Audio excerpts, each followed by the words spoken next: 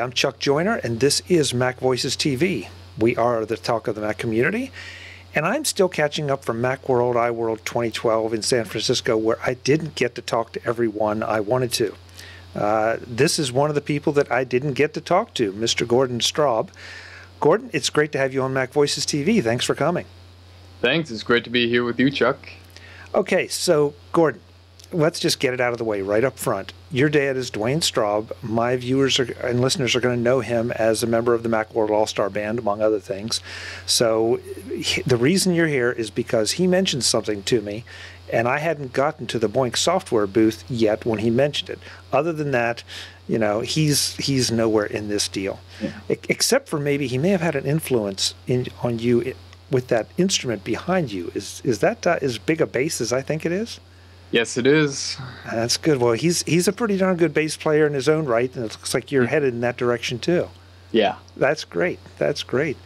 But we're not here to talk music. We're here to talk about your skills in particular, in stop-motion movie making, because you were demonstrating iStopMotion for Boinx Software at Macworld.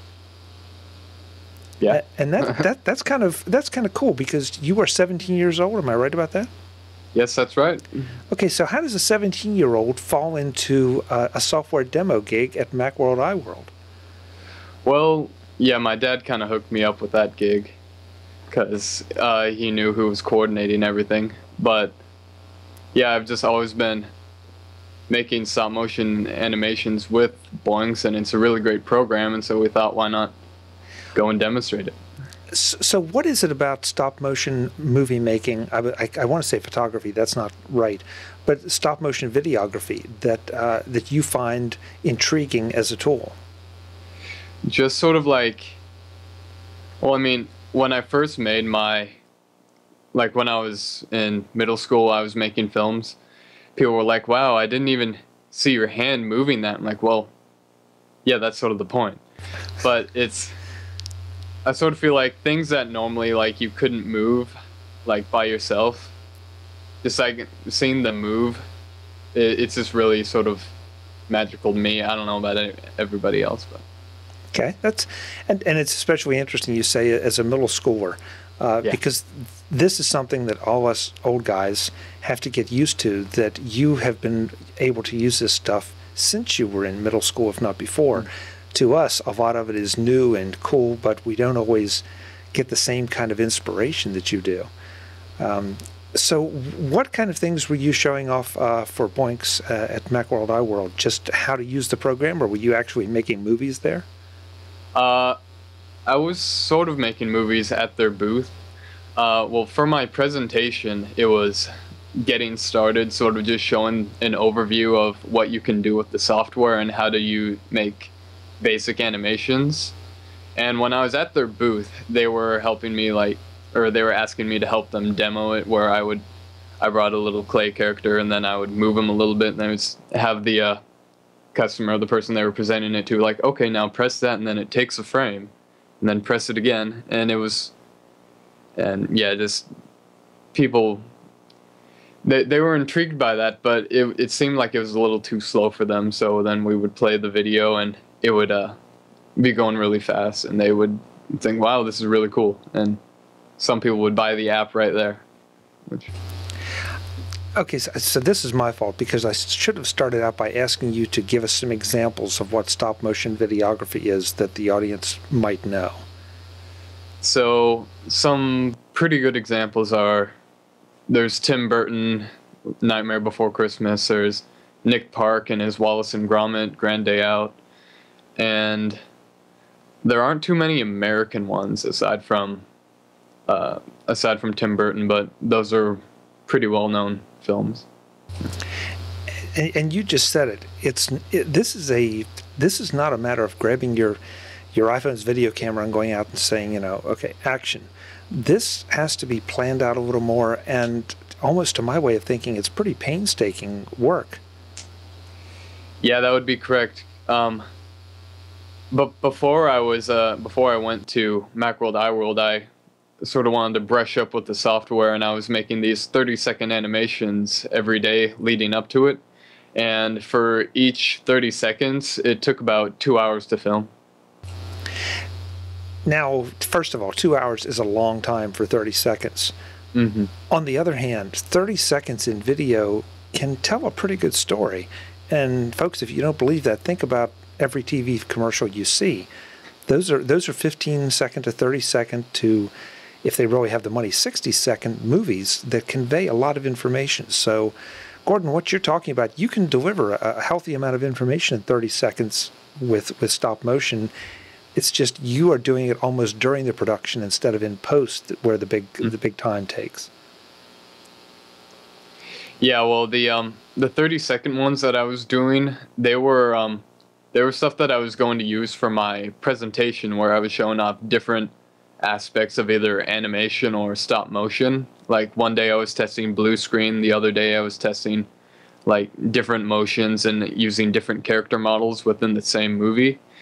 But really the animations that I use more to like convey a message are usually about 1.5 minutes to like 2 minutes. Okay, convey a message. Yeah.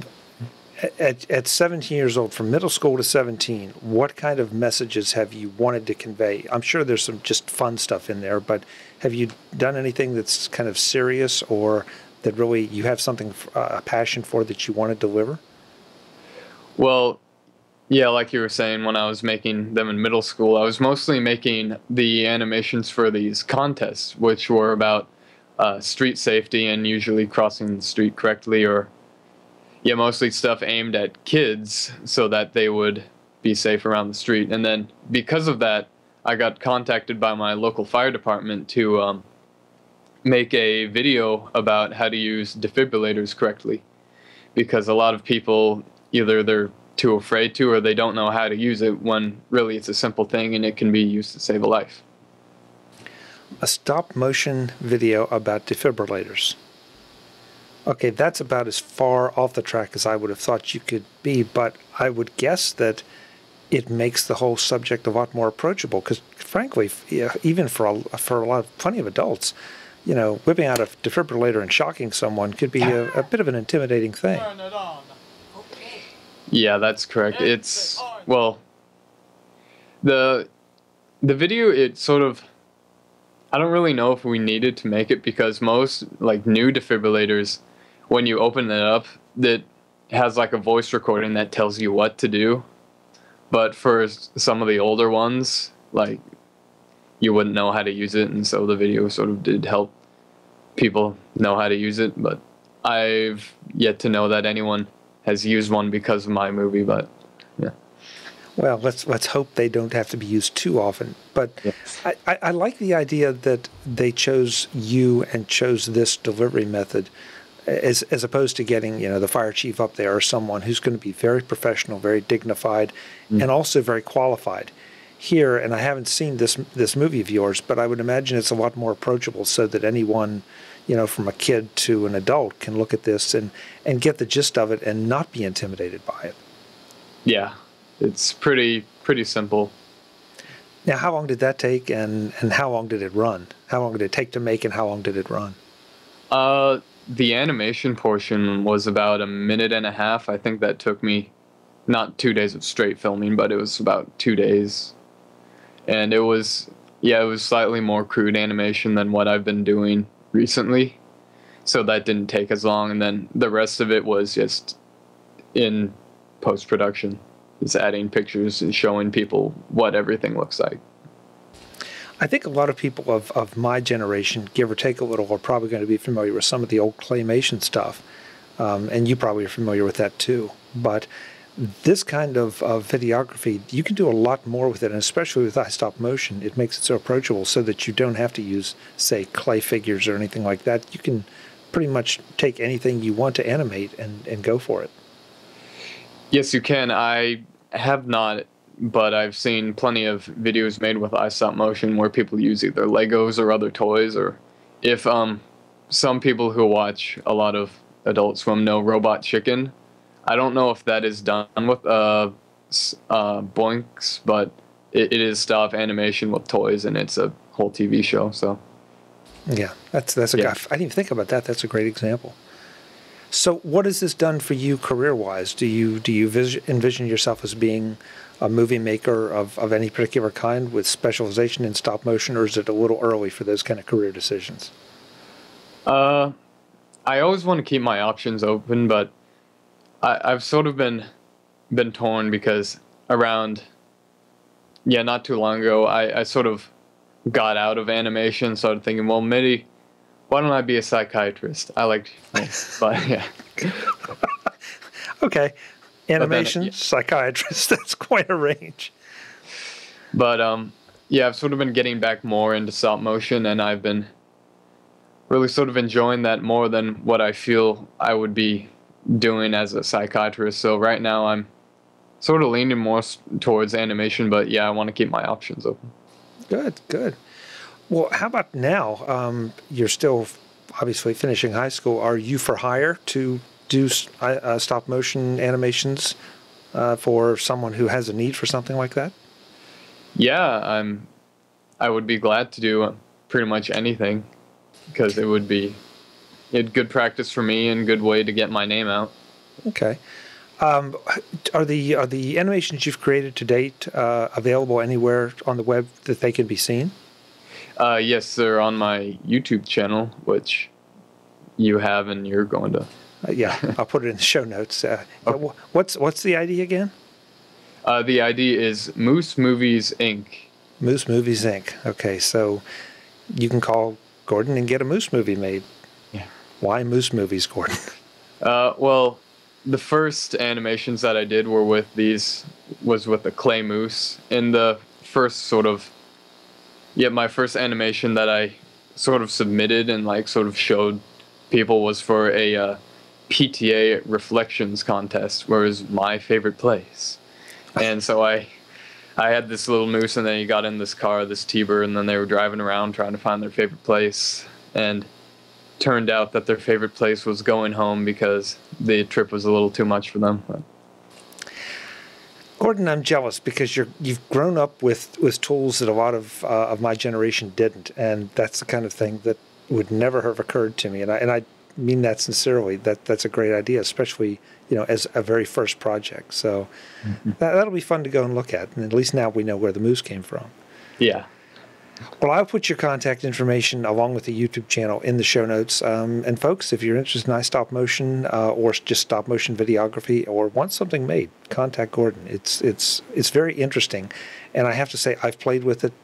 It is a lot of fun. It is also very time intensive, and so you can probably learn some things from Gordon.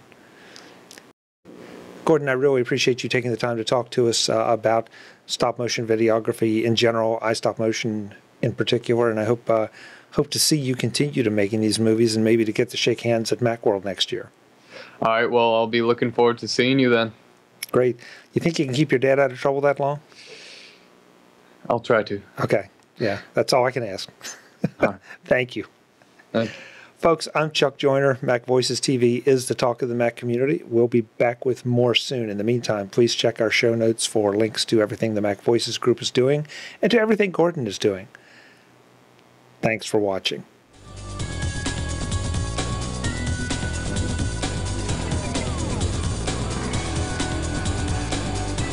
Mac Voices TV is part of the Mac Voices group and a member of Mac Level 10.